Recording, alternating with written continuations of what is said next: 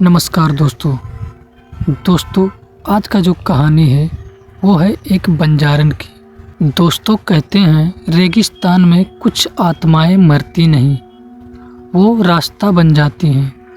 जो रात में रुकता है वो सुबह का हिस्सा नहीं बनता।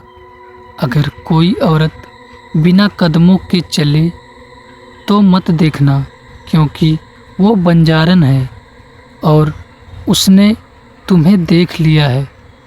रेगिस्तान की रात कभी खाली नहीं होती, बस दिखती खाली है।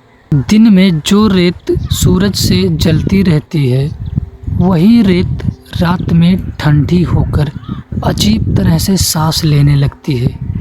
उस सांस में सीटी जैसी आवाज़ होती है, जो कानों से नहीं सीधे दिमाग में घुसती है। उसी रेगिस्तान को काटती हुई एक पतली सी सड़क थी, जिस पर आधी रात के बाद कोई भी गाड़ी चलाना पसंद नहीं करता था।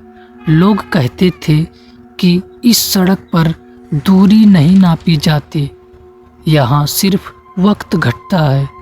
जितना आगे बढ़ो उतना पीछे छूटता चला जाता है।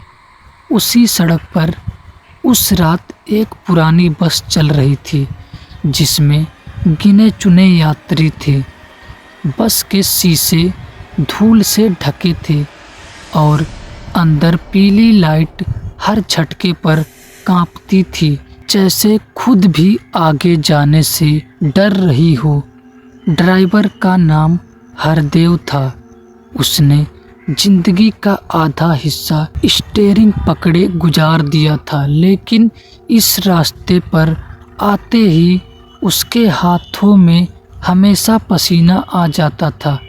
वो बार बार घड़ी देख रहा था, क्योंकि उसे पता था कि अगर इस सड़क पर रात के 12:40 से पहले पार नहीं किया तो कुछ न कुछ ज़रूर होगा।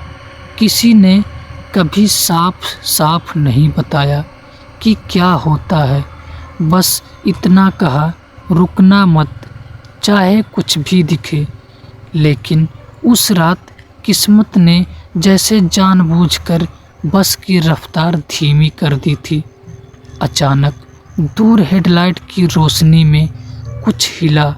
पहले तो लगा जैसे रेत उड़ रही हो, लेकिन फिर एक आकृति साफ होने लगी।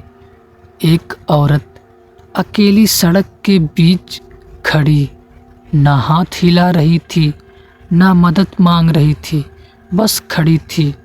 लाल और काले रंग का घाघरा, सिर पर घूंघट और पैरों में घुंघरू।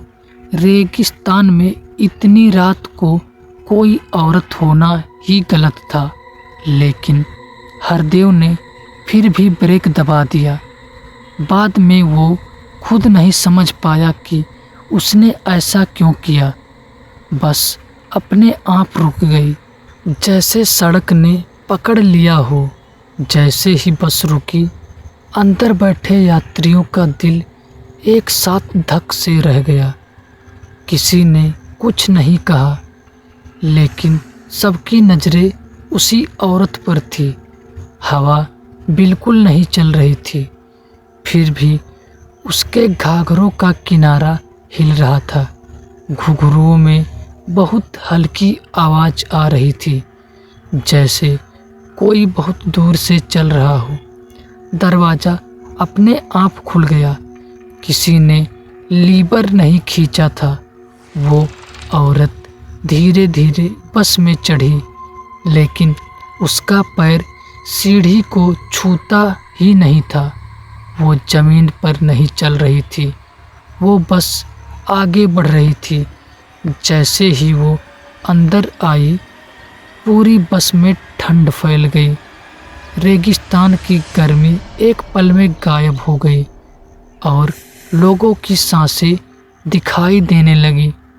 वो औरत पीछे की आखिरी सीट पर बैठ गई, लेकिन उसकी परछाई आगे की सीटों पर गिर रही थी।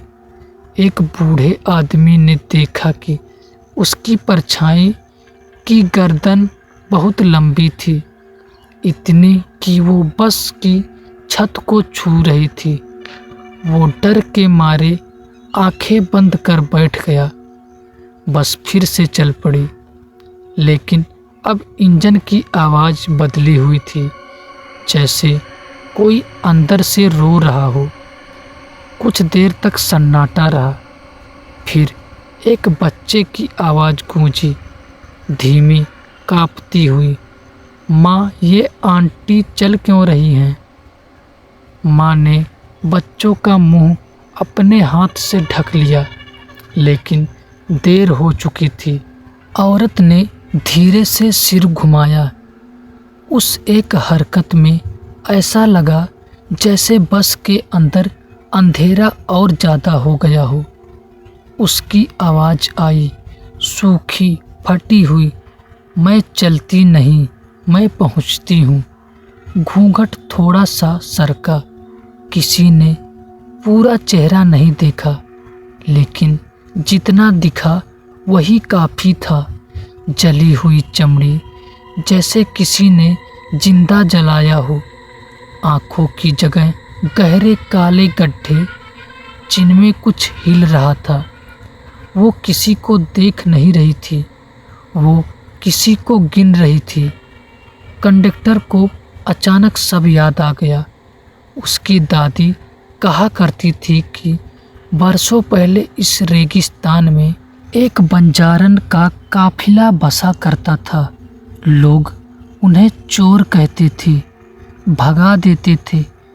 एक साल सूखा पड़ा, पानी नहीं मिला और पूरा काफिला यहीं मर गया था।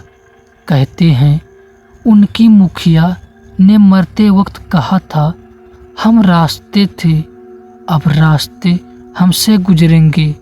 उसी दिन से बंजारन की कहानी शुरू हुई। बस अचानक रुक गई। इस बार किसी ने ब्रेक नहीं लगाया था। बाहर कुछ भी नहीं था, ना सड़क, ना रेगिस्तान, बस अंधेरा। औरत खड़ी हुई। अब वो लंबी दिख रही थी, बहुत लंबी।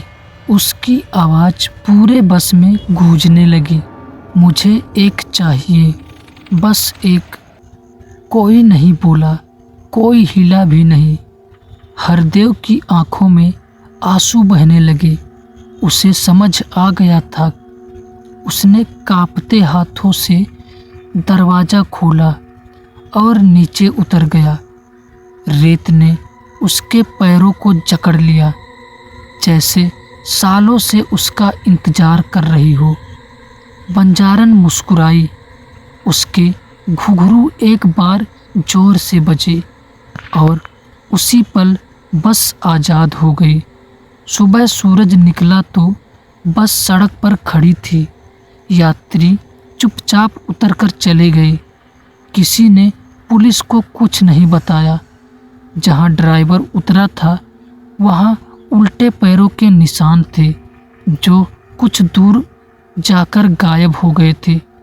आज भी अगर कोई रात में उस सड़क से गुजरता है और बिना हवा के घुंघरुओं की आवाज़ सुनाई दे, तो लोग शीशा बंद कर लेते हैं, मुंह फेर लेते हैं, क्योंकि वो जानते हैं वो बंजारन है और वो रास्ता नहीं मांगती, वो अगली ज़िंदगी मांगती है। तो दोस्तों, आज का कहानी यहीं पे ख़त्म होता है। दोस्तों, आपको ये कहानी कैसी लगी कमेंट करके बताइएगा, और अगर ये कहानी आपको अच्छी लगी तो हमारे वीडियो को लाइक और हमारे चैनल को सब्सक्राइब ज़रूर कर लीजिएगा। तो कल मिलेंगे इससे भी ज़्यादा खौफनाक हॉरर स्टोरी के साथ।